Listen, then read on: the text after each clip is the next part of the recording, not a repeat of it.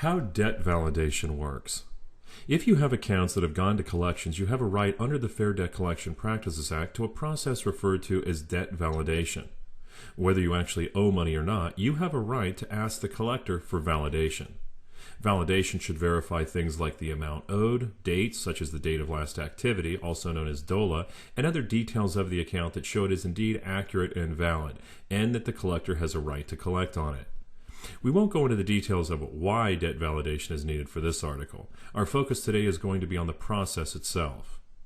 And exactly how does the process go?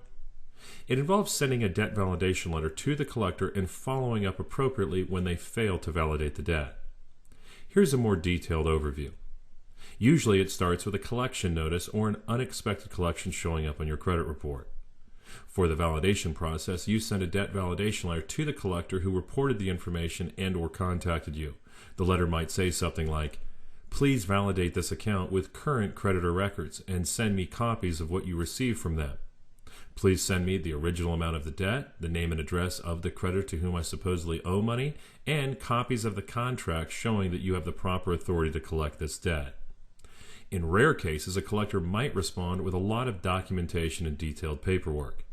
It's happened before, and it's more common on newer accounts. If the account is new, the amount is relatively small, and the collector is contracting with the creditor, your best bet may be to try to get the creditor to take the account back, and then negotiate and settle with them directly, or just pay it in full if it is small enough. This is a good tactic in cases where a leftover $30 charge on a phone bill went to collections without you being aware of it. Often the collector will respond with some form of validation that does not actually validate anything.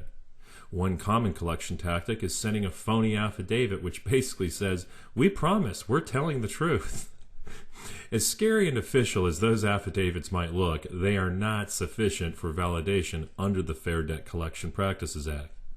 If you get one or some other insufficient validation, proceed to step 5. Assuming the collector has failed to validate the debt, you should follow up with them outlining their violations of the Fair Debt Collection Practices Act and possibly with complaints to the Better Business Bureau. Keep in mind that if the debt is huge, the collector might not be bothered by a single violation, and large debts are more likely to draw lawsuits from collectors. As a rule, the older the debt is, the harder it will be for the collector to collect on it, and the less likely they will be able to truly validate the account. If an account is older and past the statute of limitations, also known as SOL, it is recommended to use techniques that focus on this SOL rather than debt validation. Depending on the situation, you could also try a pay-for-removal approach for some older accounts. For more videos and to learn about the Credit Repair Intelligence System, visit our site at creditrepairpublishing.com.